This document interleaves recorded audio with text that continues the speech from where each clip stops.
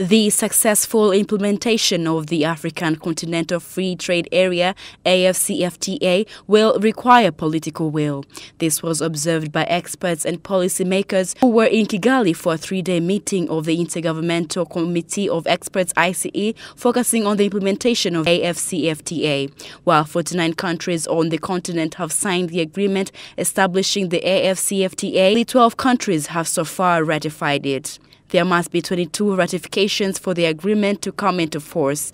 The countries that ratify the AfCFTA so far are Chad, Cote d'Ivoire, Ghana, Guinea, Kenya, Mali, Niger, Rwanda, Sierra Leone, South Africa, Swaziland, and Uganda.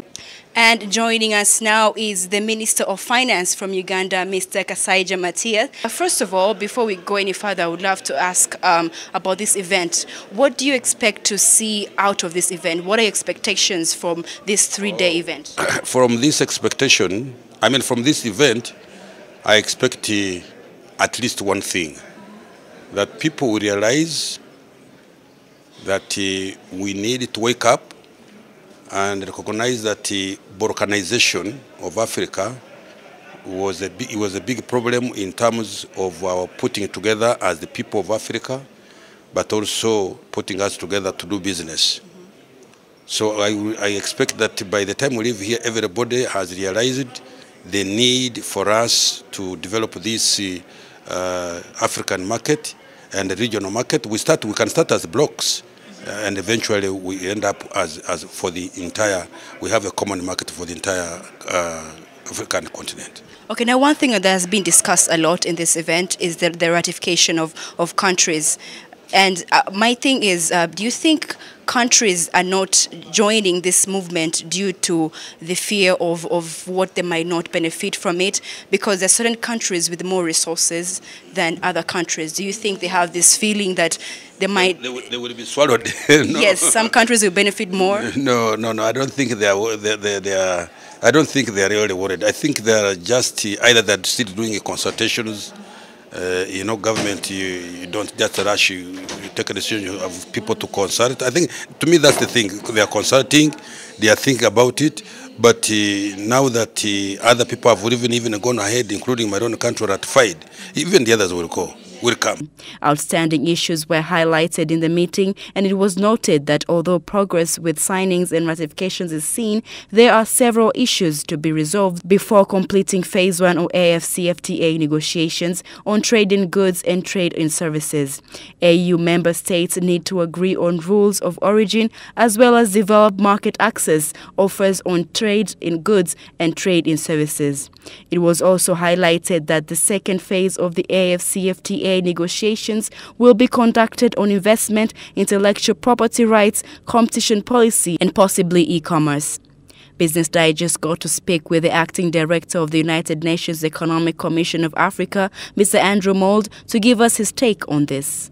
And join me as we welcome Mr. Andrew Mould, the acting director of UNECA, and he's here to shed more light on the topic that we are discussing in this segment. Thank you so much for being here, sir. You're most welcome, Diane. All right, so first and foremost, let's talk about the ICE events. The discussions and the deliberations that took place in the event. In your own opinion, do you think we've been able to achieve the intended goals? Yes, well, just for the clarification for your readers, the ICE event is our Intergovernmental Committee of Experts Group meeting, and it's held on an annual basis. This has been the 22nd edition of the ICE meeting, and each year we hold it in a different member state. This is the first time, I think, in the last 8 years we've held it in Kigali, and we had over 250 participants, some very high level, ministerial level, and also experts, permanent secretaries, basically just to discuss challenges and achievements as well in the region in terms of development policy. And this year's theme was on the African Continental Free Trade Area, so we had a lot of very interesting discussions and interventions on that theme. The Foreign Minister, Sezibera, for example, spoke about his time as the Secretary General of the East African Community. And I think he has some very interesting reflections on that and the way forward as well for regional integration. So I think, generally speaking, everybody went home better informed about the AfCFTA.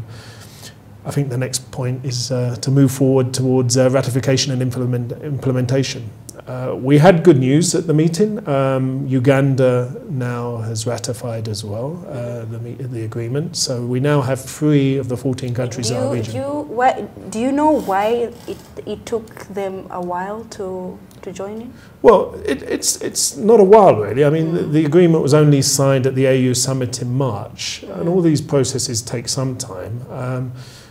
We're quite happy with the rate of ratifications over the last few weeks. We're now up to 12 countries across the African continent that have ratified. We need to get to 22 target countries by the next AU summit in March for implementation to start, to go forward with the AfCFTA. So we've seen a growing momentum over the last few weeks. We're very hopeful that we're going to achieve more ratifications over the next coming months. Yeah. So can you just share with us, and for the viewers out there that are watching, the role that UNECA is playing in other organizations to make sure that the agreement is actually moving from just a vision to action? Well, our office, both here in Kigali and our headquarters in Addis Ababa, I mean, we've making a lot of efforts to support the whole process, actually from its inception several years ago, back in 2015, 2016, when the initial discussions took place. This takes place through our colleagues in the African Trade Policy Centre and also our colleagues in the Regional Integration Division in Addis. Now, we're providing technical support on the agreement. So, for example, our colleagues were the ones that came up with the initial estimates of benefits for the AfCFTA. We're talking about an approximate doubling of intra-African trade if things go ahead as planned, and if also we get the measures to reduce non-tariff barriers. So yes, the non-tariff barriers have to be worked on. And I think during the conference I gave one example of the level of tariffs between Ethiopia and the East African community. Currently for EAC goods to enter into Ethiopia, you're paying an average 26% tariffs in a lot of diversified goods. And also for Ethiopian goods to enter into the East Africa community, the common external tariff is 25%. We feel that that's shooting ourselves in the foot, and there should be much more trade. So, for example, between Kenya and Ethiopia, the 2 largest economies in our region, actual bilateral trade between the 2 is under $100 million. That shouldn't be the case. They should be really trading a lot more. So looking forward, what we would expect is to see much more intra-regional trade and intra-African trade, integrating East Africa into the wider African economy much more fully as well. Okay. Yeah. All right, so thank you for taking the time to have this interview with us. You're most welcome, Dave. Yeah. All right, Yeah. so you're still watching Business Digest. We still have more to come. Do stay with us.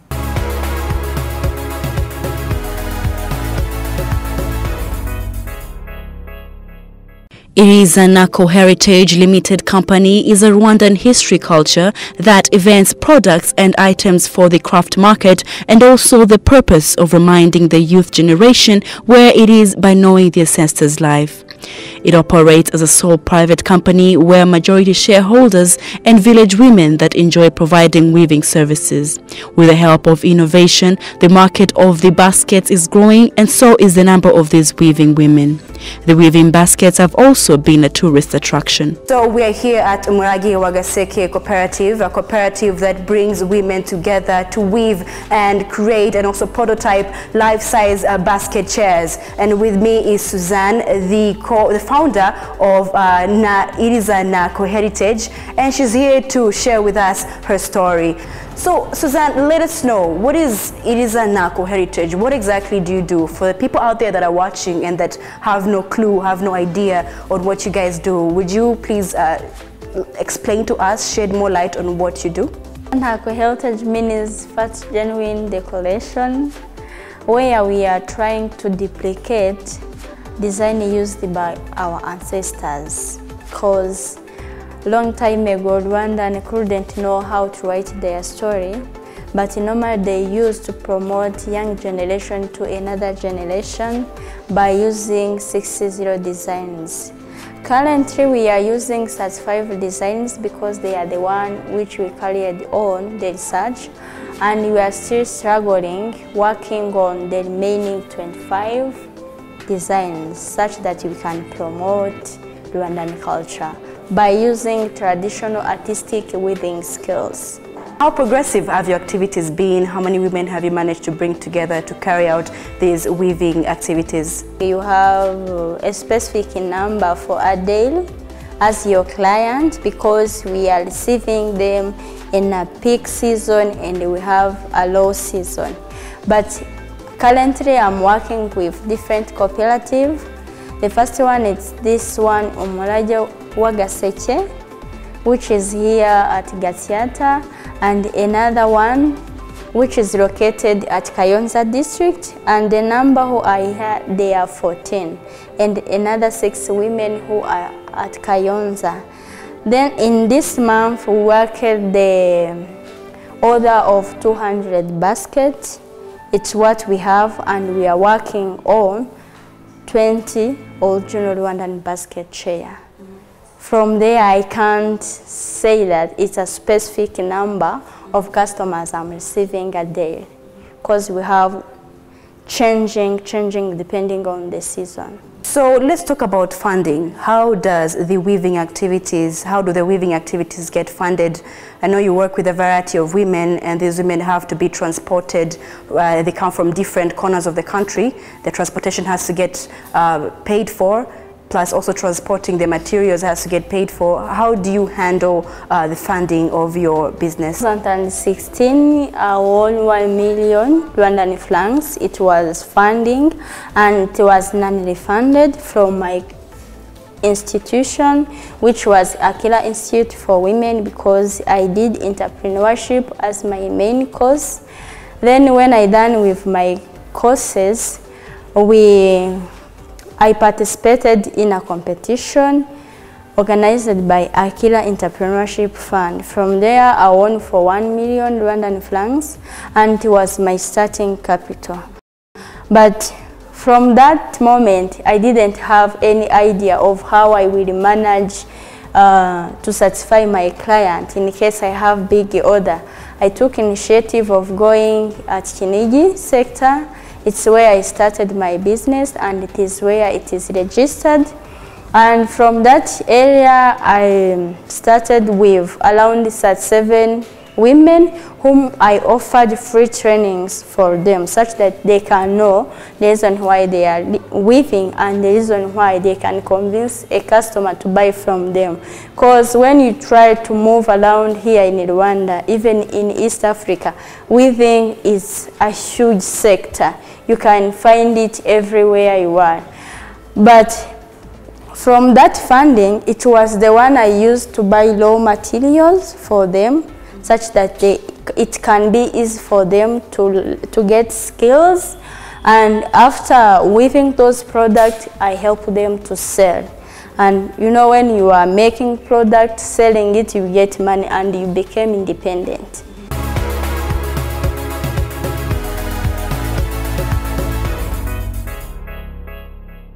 Block Bonds announced the rollout of the first blockchain-based platform, SPENN. The platform is a mobile banking application that will enable Rwandans to make a range of financial transactions. This platform was developed by Block Bonds, a Norwegian financial technology company that is working to formally financially include the unbanked population, which remains relatively high in the country. The application allows smartphone users to transact and pay for goods and services. It uses a different model whereby it removes the need for cash by digitalizing national currencies. Business Digest got to speak to the communication officer of SPENN to explain to us the works of this blockchain platform and what exactly digital currency is. Digital currency is the future. It's another way of keeping your money. Instead of keeping your money in your pockets, you are now given the opportunity to keep it in a digital account if you have a smartphone, so you can keep your money safe and you can do borderless transactions between people from far distances. So it's a part of the African countries that are going to go cashless. Like also here in Rwanda, the government has pointed out that they're going to get all Rwandans go cashless. So this is just another way to keep your money instead of having in your own pockets. First idea was that we saw that almost 2 billion billions around the world that don't have the same opportunity that most people take for granted, like having a bank account. So they have to be a part of the cash society. And we would like to make a change, so we're giving everyone the same opportunity to make the world financially connected. So you can combine both the banked population together with the unbanked population and give them the opportunity to actually be a part of the cashless society. So the motivation was like make the world financially connected and give opportunity to people that have never given opportunity to first have a bank account and also have the same opportunity to be a part of the cashless society. We are cooperating with INM Bank here in Rwanda, so it's a bank product. And at the beginning we had a lot of people that were downloading our application SPENN, and they were really appreciated, so they can actually be part of getting a first bank account and actually be connected with the banked population. And we set up an office, so we have people working with marketing, we're working with sales, and we have a country manager. So we are, yesterday I went in the fields and see how we are actually working and met the stores, met the users. So I think the runners have really appreciated the possibility to go cashless, and many people have embraced it and used it in their daily life. So our vision is to make people use SPENN in their daily life so they can go cashless throughout the year. And we're also giving people in Rwanda opportunity to be what we call as a SPENN power, that you can do top-ups and cash out. So we're building a network where people can actually go meet the SPENN store through our application, through our Google map, and you meet and you do a top-up, and you can also do cash out if you need the cash for any reason. Block bonds are also targeting to attract more users. To achieve this, the bank it is partnering with has made an initial investment of $50,000 into a reward program where existing users of SPENN application who help register new users can get a certain commission fee. Already they say there are more than 500 retailers across the city of Kigali that have signed up with SPENN, but the overall target is to get more retailers to sign up and integrate more services into the system. The World Bank's 2017 Global Financial Inclusion Index, known as FINDEX survey, which was launched in April, found that 800 million people gained access to the world's formal financial system between 2011 and 2017. The FINDEX survey showed that technology, specifically the spread of mobile phones and the use of mobile internet, was largely responsible for the 18% drop in financial exclusion among the world's adult population. However, although SPENN seems to be a viable solution, some financial experts say that this may not be a relevant solution meant for people in rural areas where most people have limited or no access to financial services as well as smartphones. The government in Rwanda are having a vision that they want Rwandans go cashless. I believe it's a modern society.